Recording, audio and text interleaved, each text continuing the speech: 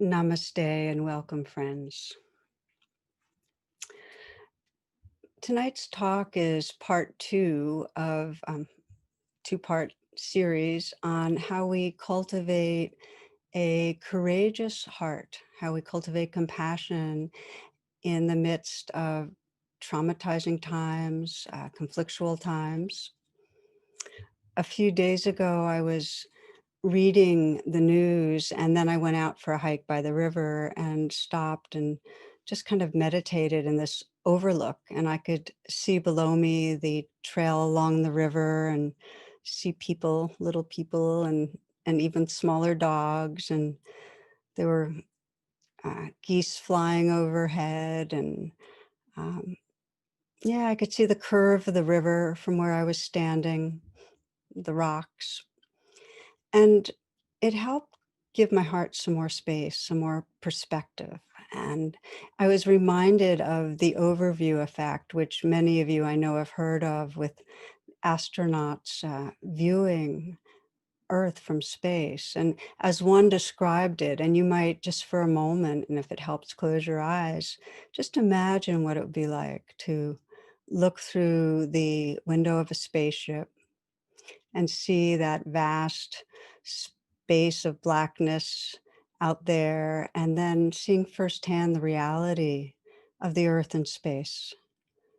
And as one astronaut described it, uh, he said, it's immediately understood to be a tiny, fragile ball of life hanging in the void, shielded and nourished by a paper thin atmosphere. From space, national boundaries vanish. The conflicts that divide people become less important, and the need to create a planetary society with a united will to protect this pale blue dot becomes both obvious and imperative. So these are the words of Michael Collins. And he adds this, he says, the thing that really surprised me was that the Earth projected an air of fragility. And why, I don't know. I don't know to this day.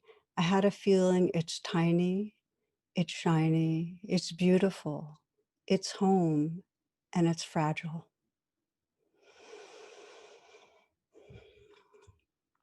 I know for me, there's something about when I really take that in, I can feel a real tenderness in my heart. It really helps to step away from the intensity and remember the far reaches of time, of space, this mystery and beauty of this natural world. And really the big picture beyond are changing governments and ideologies and divisions, and just come back to this preciousness of what's here. We know what most matters, this cherishing of life. So with this as our kind of background, we'll re-enter the question that I shared with you last week, that so many have asked me. And it's really, how do we deal with the hatred and the anger that's tearing apart our societies? And really, how do we deal with our own judgment and anger that comes in reaction? And it comes in reaction to our society, and it might come in reaction in our personal relationships when we encounter what we feel is ignorance, or we encounter harmful behaviors or thoughts.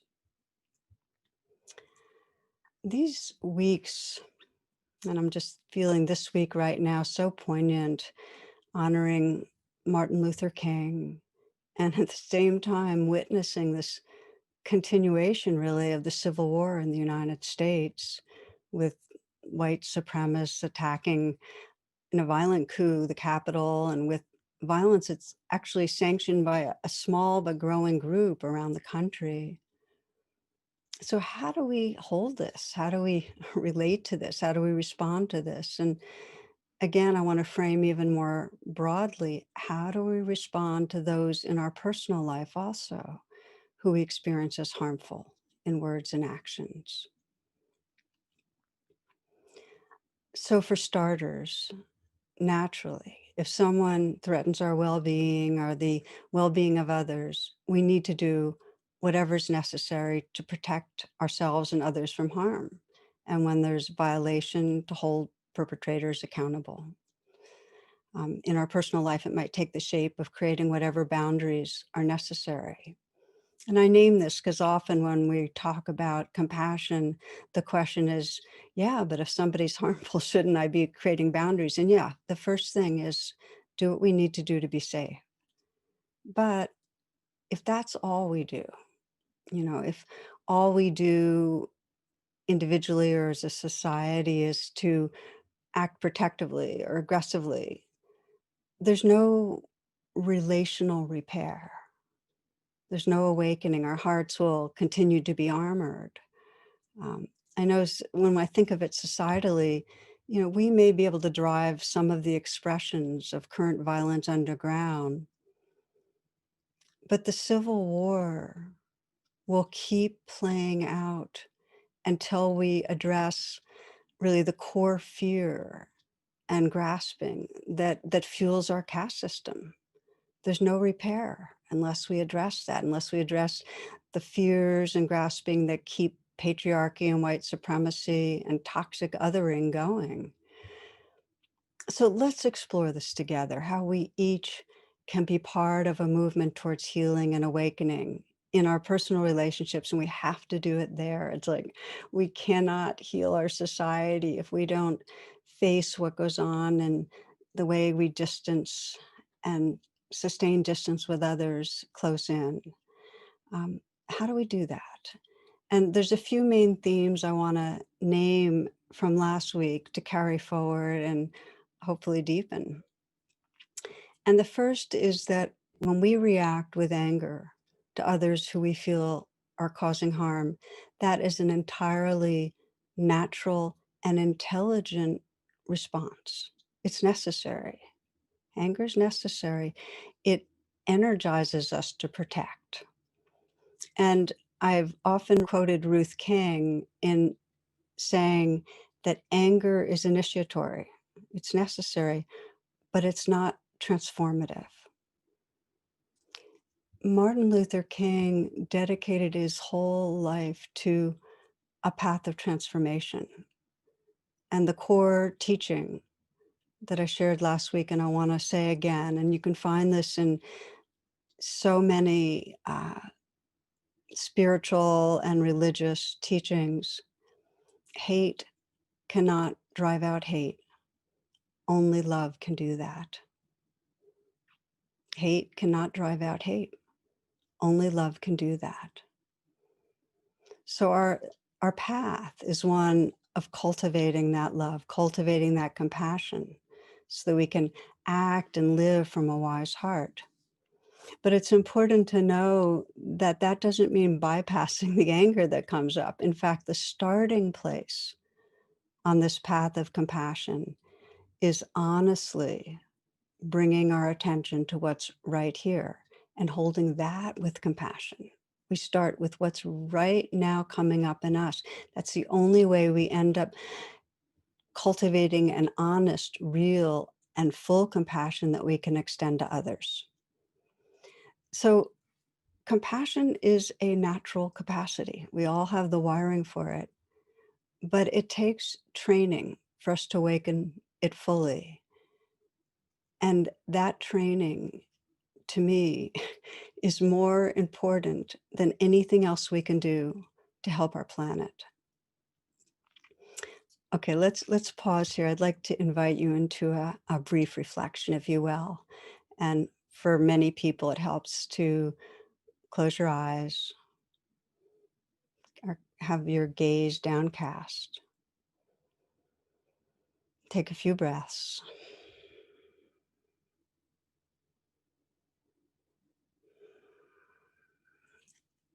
and bring to mind someone who's close in relatively to you, someone you care about who's having a hard time, someone who's suffering in some way.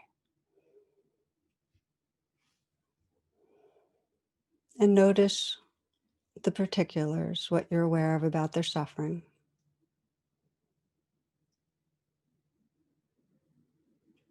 And as you notice, just sense how your heart responds.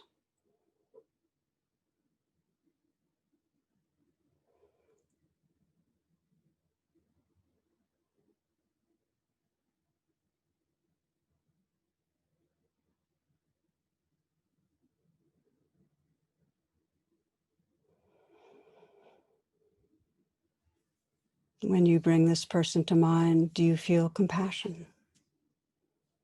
And if so, what's it like? There are some descriptions of compassion as the heart quivering in the face of suffering, as a felt sense of tenderness in the heart,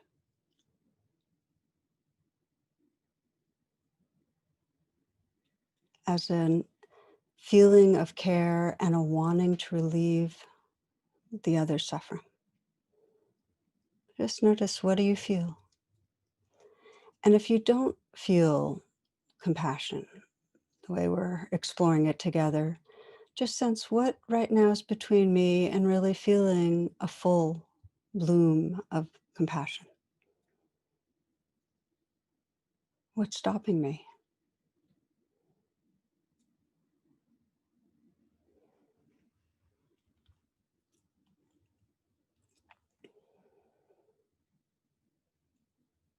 And you might scan your life and sense, how often do I feel embodied compassion, full compassion? And please, if you feel any judgment as you do this reflection, to hold that with kindness. This is really just to look and see what's true. If you'd like to open your eyes, please do. So when I am working with live groups and I ask people to share what they experience with this kind of reflection, what is between me and really feeling full compassion, some people will say, well, I felt, an abstract kind of compassion, but I didn't really feel it in my body. It was more an idea of compassion.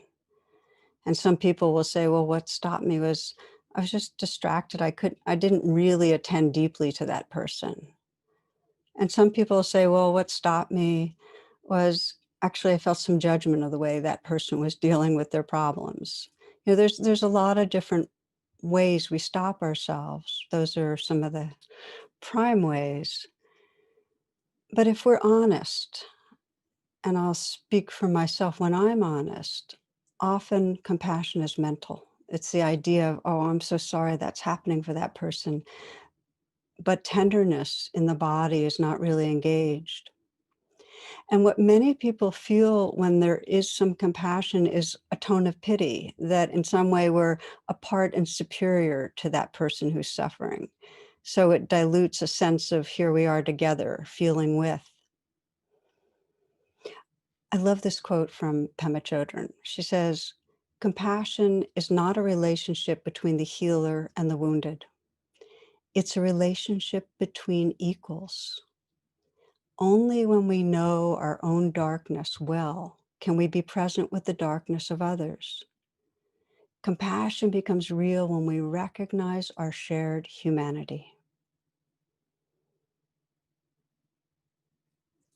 So when we let that in, what we get is that compassion will be mental or one step removed or not even there at all, because we avoid our own darkness. We avoid the vulnerability or rawness in our body, and that's actually our portal to feeling our shared humanity.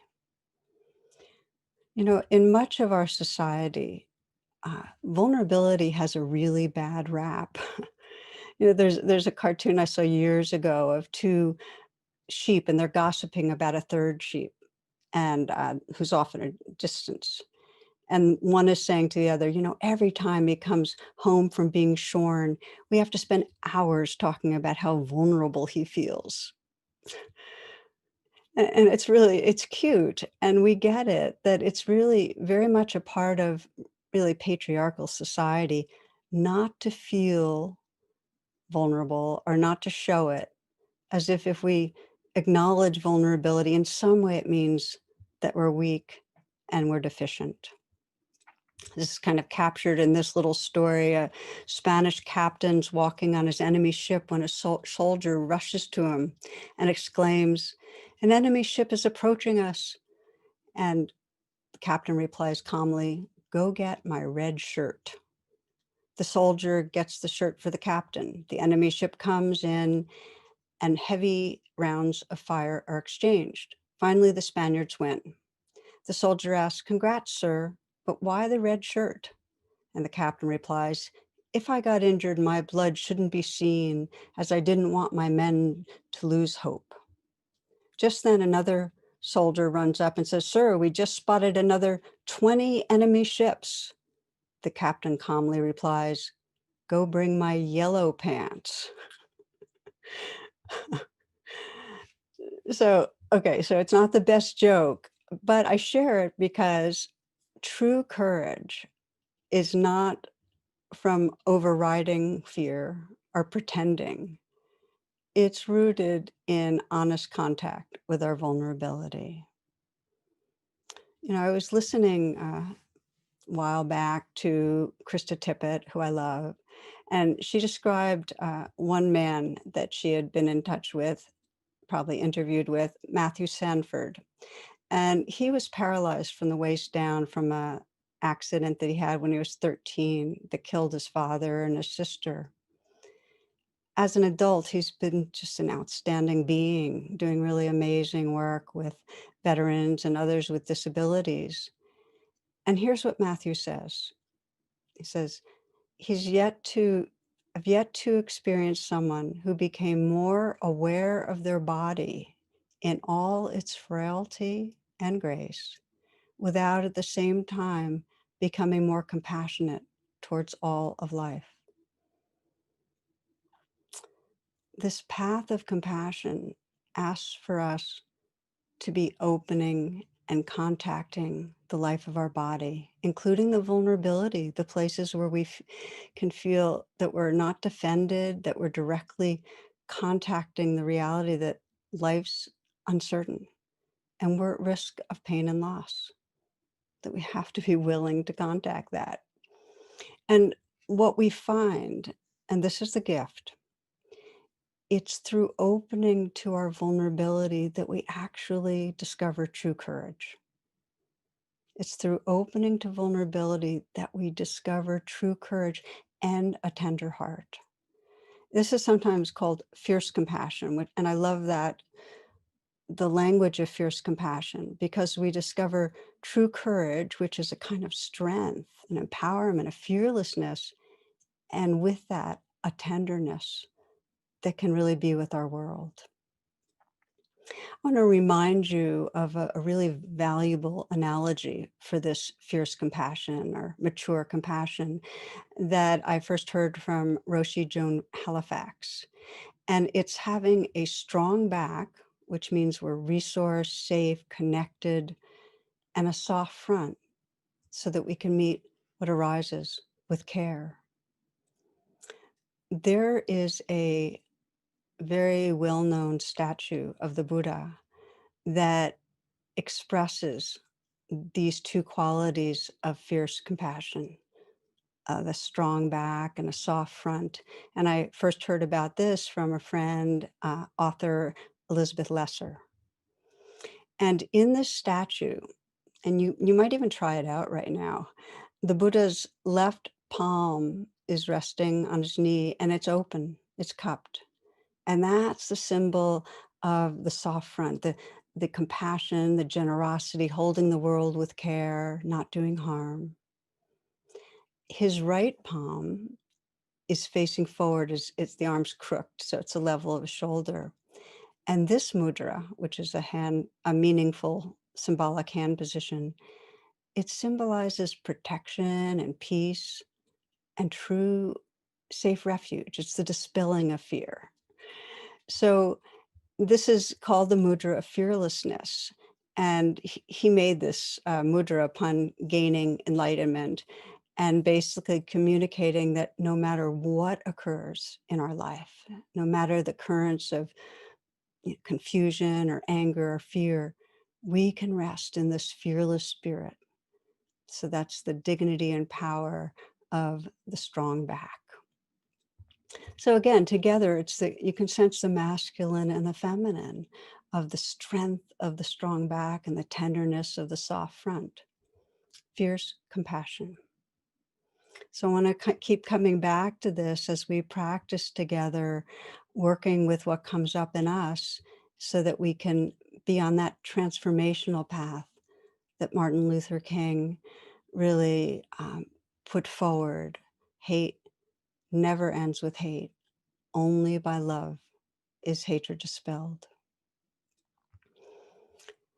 I'd like to now share two examples of really awakening that fierce compassion, and then we'll practice together. And as you'll see in both examples, it has to begin by what I call the U-turn, where when we're triggered, we come back to our own vulnerability and bring presence to that. Both of these examples came from last Saturday's satsang, which, as I've shared with you, is I do most Saturdays where we come together and meditate, and then people explore questions that are important to them. This is open to all of you. So, in the first one, the woman that was asking the question described how her mother had struggled with alcoholism and now her sister's having the same struggle. And she herself had a struggle, but had found her way to really not getting caught in the addiction. So her response to her sister's struggle is one of anger and judgment. And her question is, I feel like as a sister, I should be able to show up for her, to talk to her, to support her. But spending time with her is really triggering. It's traumatizing.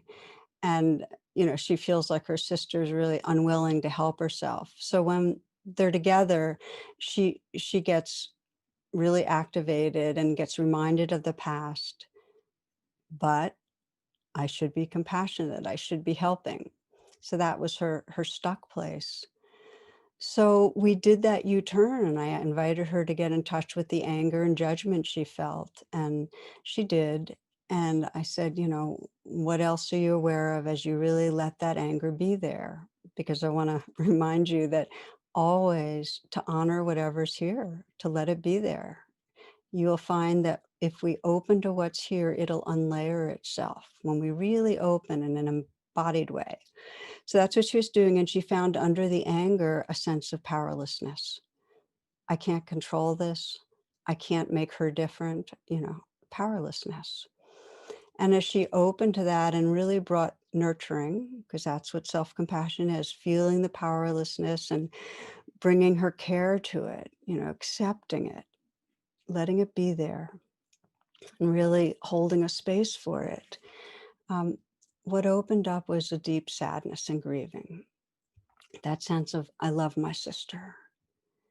So before going back to spend time with her sister, what she most needed was that strong back where she said, I can't control this. And just to feel this as reality, it's really that sense of that she'd nurtured herself and felt her sense of connection with her inner life.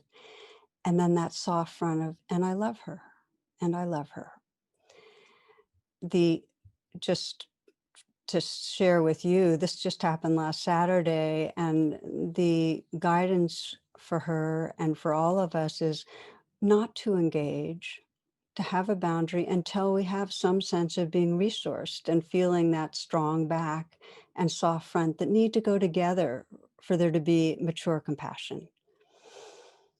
Okay, let me give you the second example of this. Again, from last Saturday, a woman of color described how she felt really blocked in her compassion towards white people. And her partner, who's a white woman, Jewish woman, had been very upset about the focus every year happens of the holidays on Christmas. And for this woman, she just felt triggered by that. And she offered other examples of ways that white people feel burdened. And, there's many ways that white people have felt oppressed or have suffering.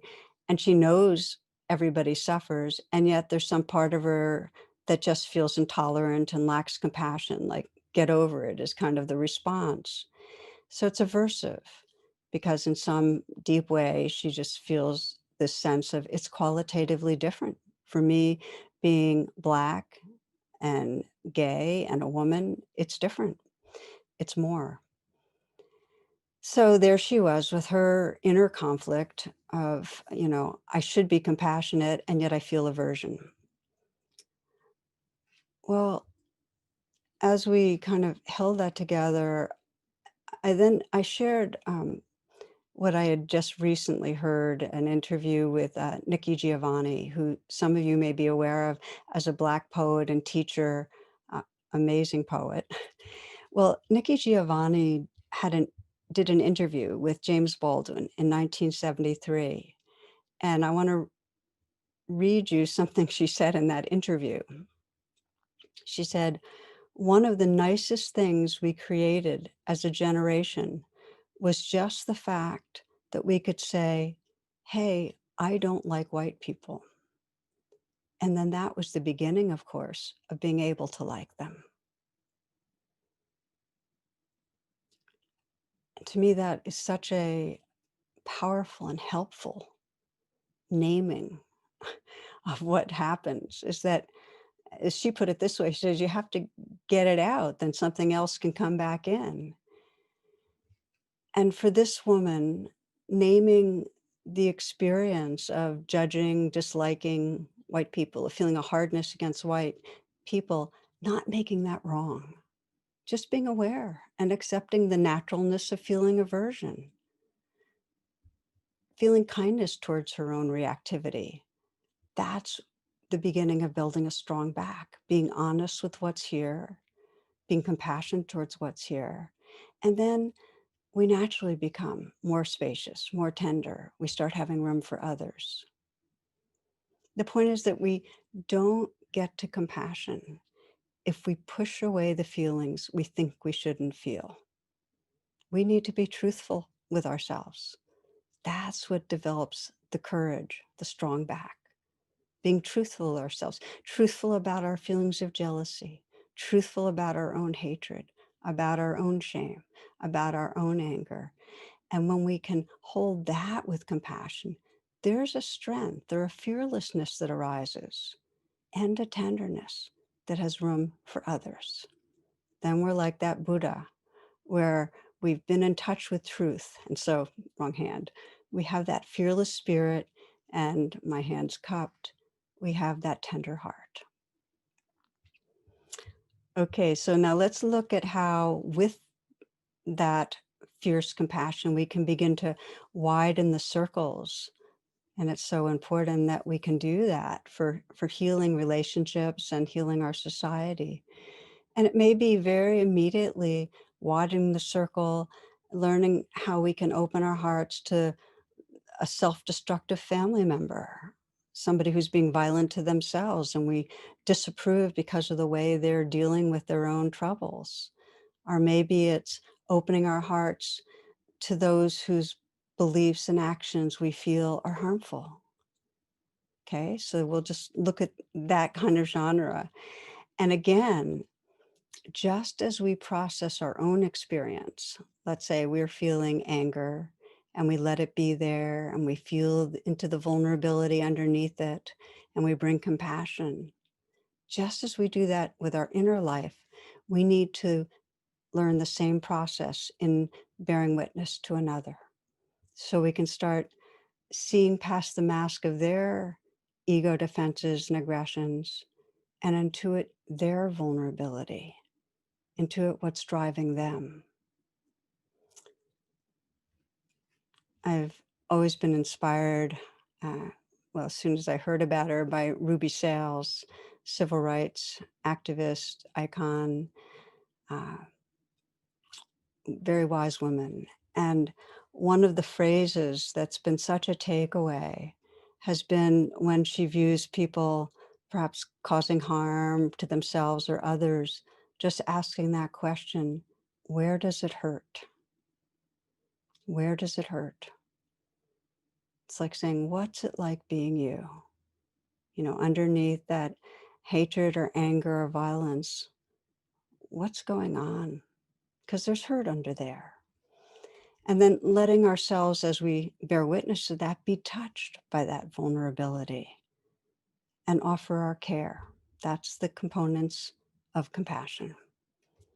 Now, a reminder, just to pause to remind you of this, that like weight training, if you're just starting compassion training, widening the circles and opening your hearts to other, don't don't try to bench press 350. Start in other words, don't start with a person that triggers the most trauma.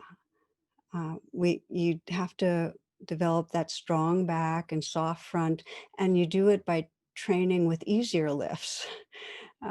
With where there's maybe judgment or irritation or hurt, but not full blown hatred and trauma.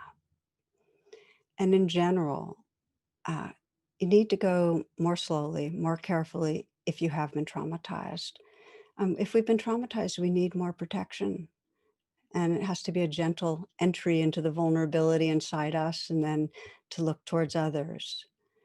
Um, and another reminder is anytime you're exploring widening the circles and bringing compassion to another person, let's say you feel like you've developed that strong back and soft front, but then you start opening to another person and feeling reactivity, just come right back to what's going on inside you.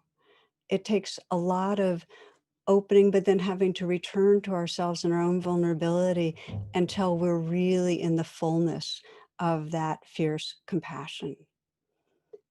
And if we don't come back to our own experience, we're actually doing a spiritual bypass. If we don't really come back to where there's still judgment, or still hurt, or still fear, we can't have a full compassion. So really, for the sake of truly freeing your heart, come back. So we're going to practice together now, and we'll practice by widening the circles to someone who's easier in your life, and then we'll stretch it a little to someone who's more difficult. So I invite you, wherever you are, to find a posture that allows you to be relaxed and awake.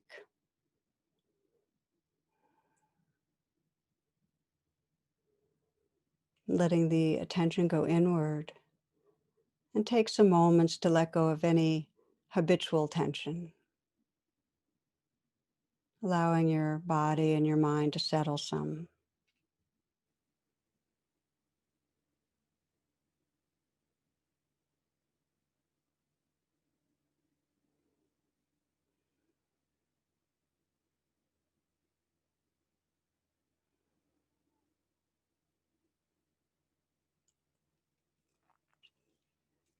Take some moments to scan through family members or friends who are close to you and choose someone uh, who is having a hard time,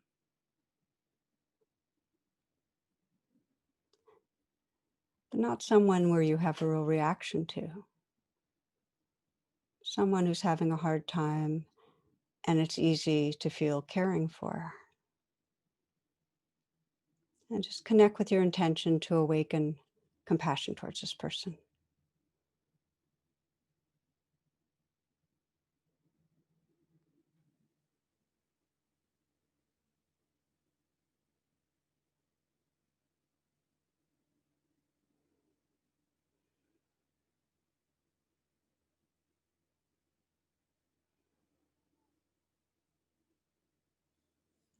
And then we'll follow the acronym RAIN of compassion.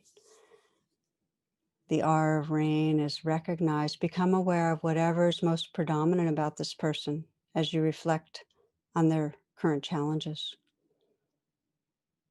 So as you did earlier, just remember what's going on, the mood they're frequently in, the way they appear, maybe the tone of voice in a recent communication. Whatever lets you know this person's having a hard time.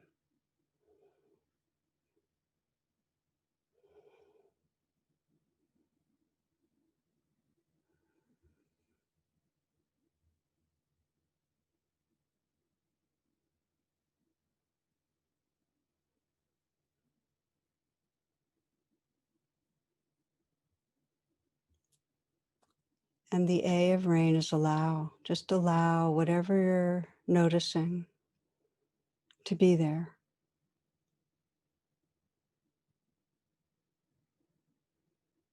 not adding any judgment, not adding any interpretations.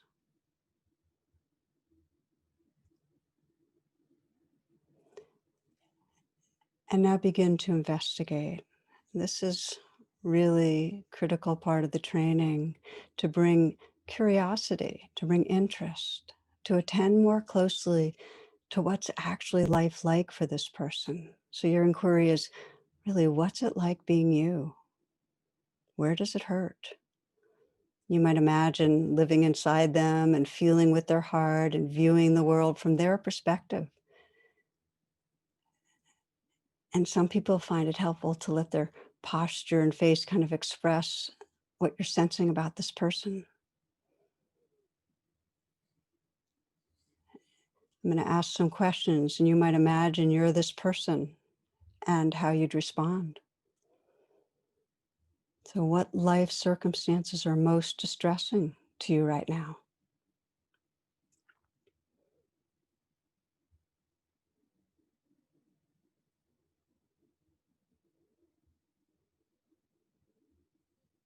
What are the particular fears or disappointments or hurts you're carrying?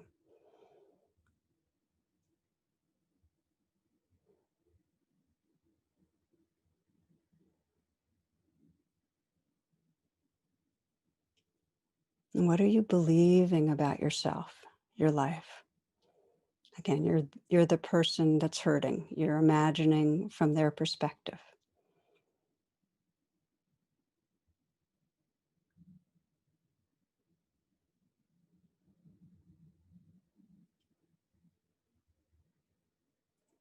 How does this suffering feel in your body when you're believing whatever you're believing? How does the fear, hurt, shame, anger, how does it feel in your heart and your body?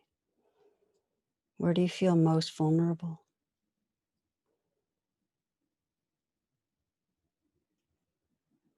You might sense, what's the most vulnerable feeling this person's living with?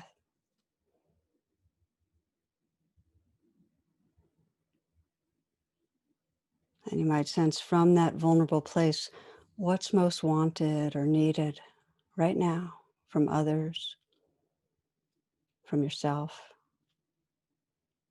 So you're sensing, what does this person most need?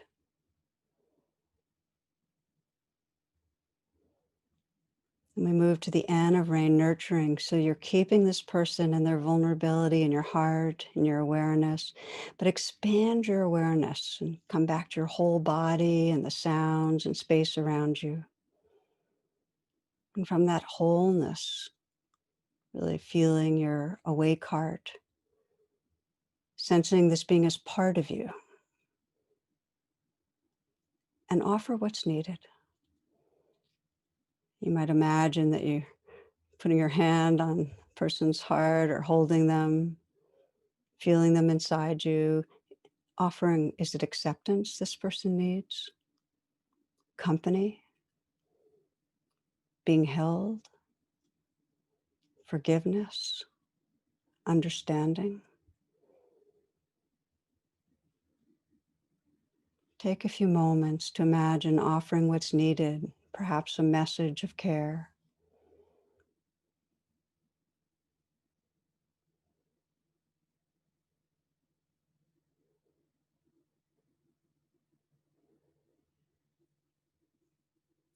And you can deepen the nurturing. This is called Tunglen, taking in and sending out. It's a Tibetan compassion practice. If you breathe in and let yourself feel their vulnerability inside you, taking it in. And as you breathe out, offer the space and care and whatever's needed. Breathing in, contacting this being's vulnerability. And breathing out, offering space, care, or whatever is needed.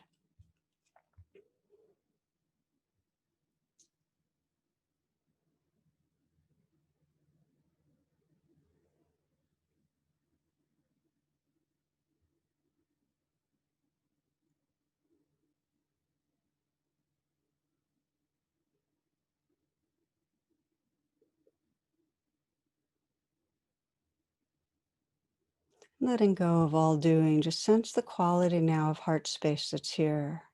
Perhaps like that Buddha statue, sensing the strong, fearless spirit, strong back, and that wide open heart.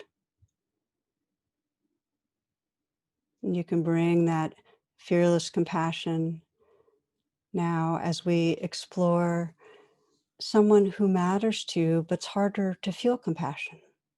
Perhaps you feel blocked by judgment, anger. Again, I invite you not to choose a person where there's deep wounding and trauma.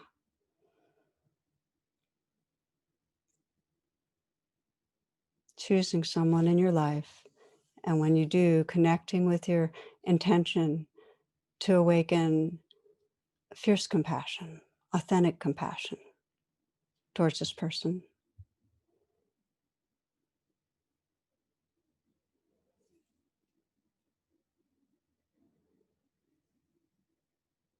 Bringing the person to mind and becoming aware of what's going on for them,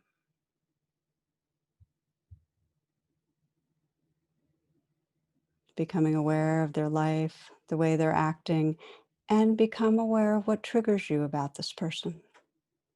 Might be a recent situation, the way they spoke or acted or appeared.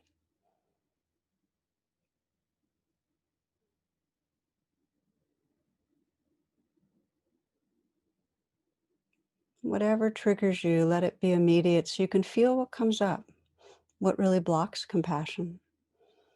And the R of rain is just to recognize what you're feeling, honestly. Judgment, anger, aversion. The A of rain is to allow it. Let it be there. You might even say, this belongs.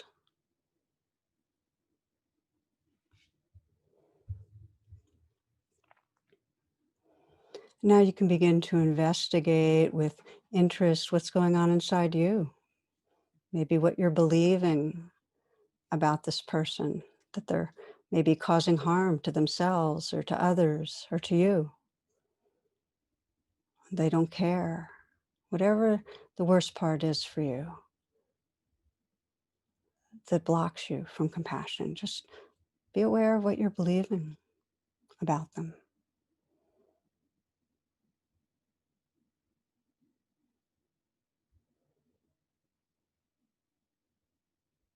And also be aware of how that feels in your body, how your reaction, the anger, fear, the hurt lives in your body.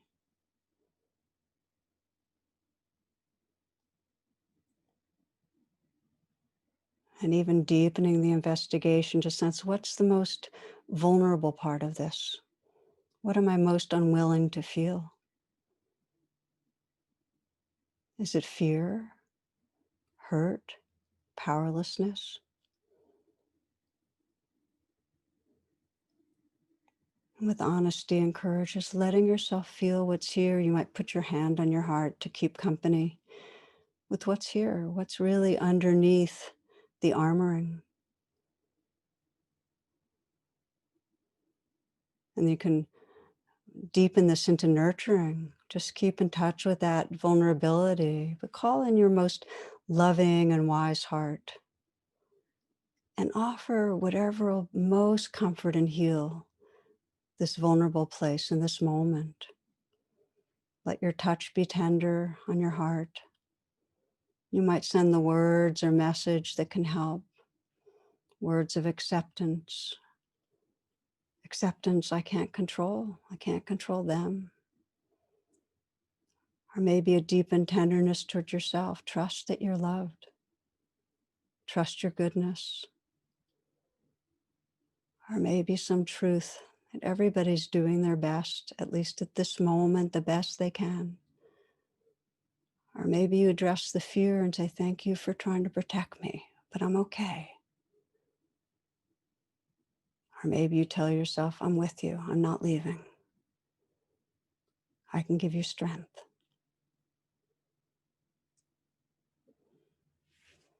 And you might bring your breathing to this, to breathe in and feel the vulnerability.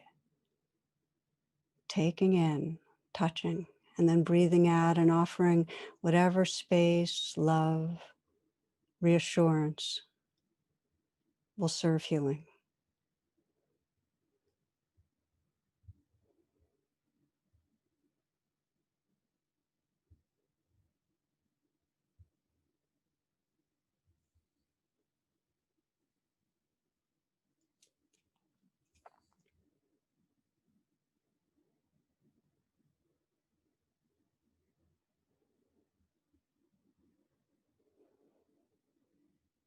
And you might sense the presence that's emerging, the shift from being a reactive self to more awake awareness. Perhaps you can sense a strong back, a more fearless spirit, that courage, and that soft front where there's more tenderness.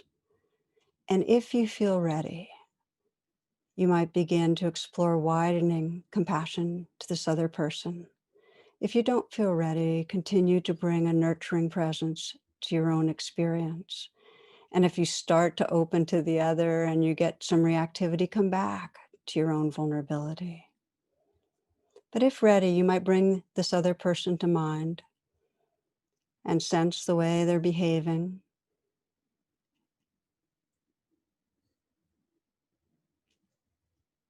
And wonder, where does it hurt?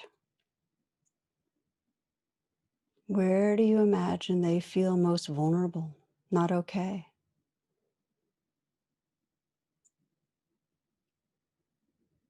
What hurts? Are there disappointments, self-doubt, loneliness, fear? No matter how misguided their beliefs, can you sense the fear that lives underneath them?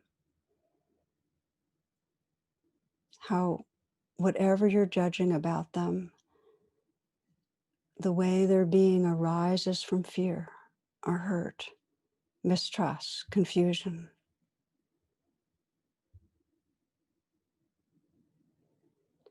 What is it that vulnerable place in them most wants or needs right now? And you can begin to nurture if you feel ready, or come back to your own vulnerability if not. If you're ready, keeping this person and their vulnerability in your heart, expanding your awareness to your whole body, to the sounds and space around you. From that wholeness, offering that fierce compassion, that strong back and soft front, feeling that this being is part of you, that you can offer what's needed. Is it acceptance? Being held? Forgiveness? Love? You might imagine this person receiving and letting in your care. Perhaps it's a message. Perhaps you just imagine touching their cheek or their heart. And if it helps to support this with the breath, breathing in their vulnerability, taking in, and breathing out your care,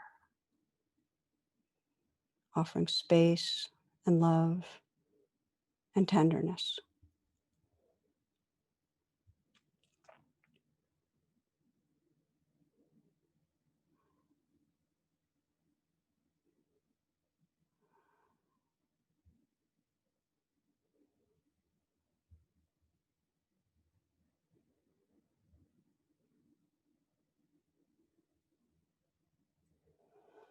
And now you might widen the circles even further to imagine all of those who suffer in the same way as this person, perhaps living in fear, mistrust, shame, self-doubt.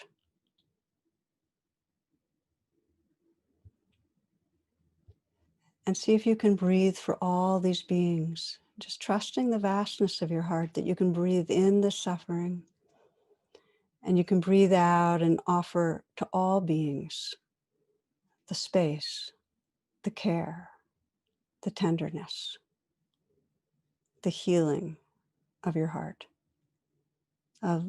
space that's vast, that has room.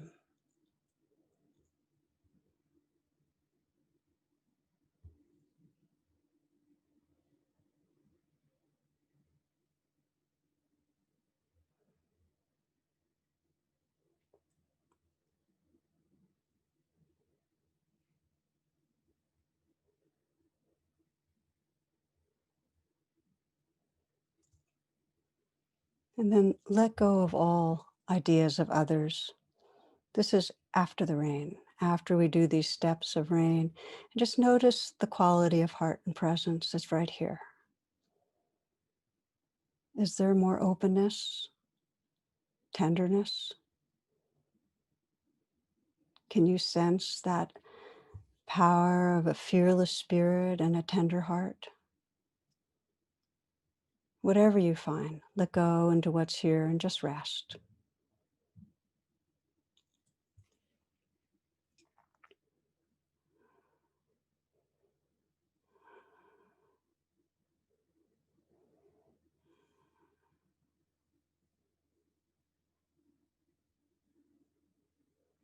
If you'd like to keep your eyes closed, that's fine, or open your eyes if they've been shut. So, friends, we know that through human history, we've been in conflicts that cycle and cycle, both in personal ways and societal ways. In our survival brain, the anger and hatred often rules and locks in. And we live in a sustained way with enemies, with bad others. But we also know we have this capacity of compassion and we can grow it. We can more and more make bridges and collaborate and care in widening circles. And this is the hope. No matter how much conflict, this is the hope.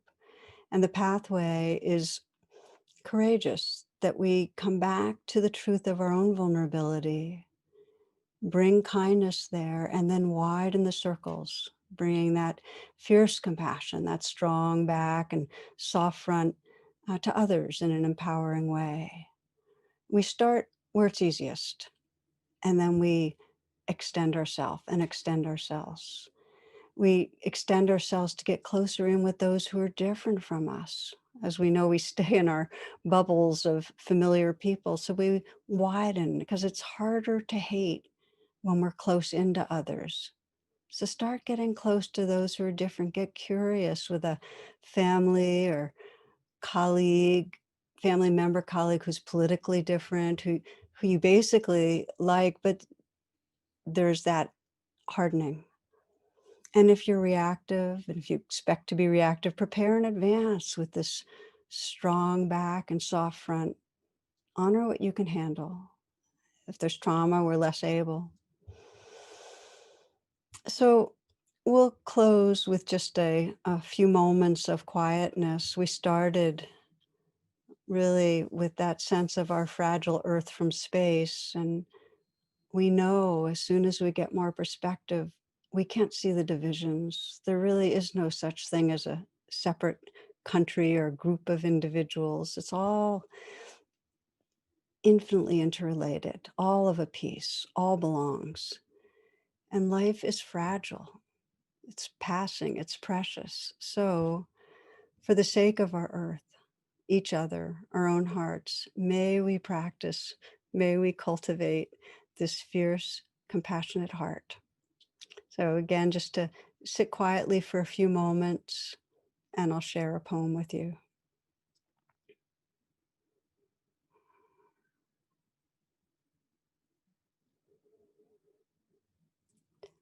Walk gently on this earth with purposeful steps.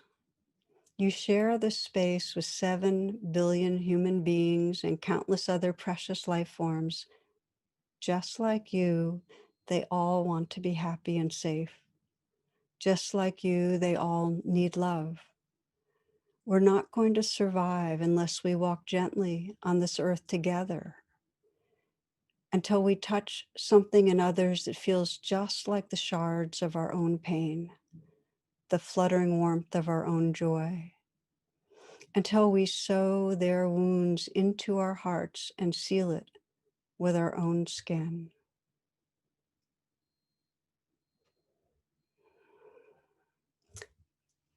Thank you for your presence and your good hearts.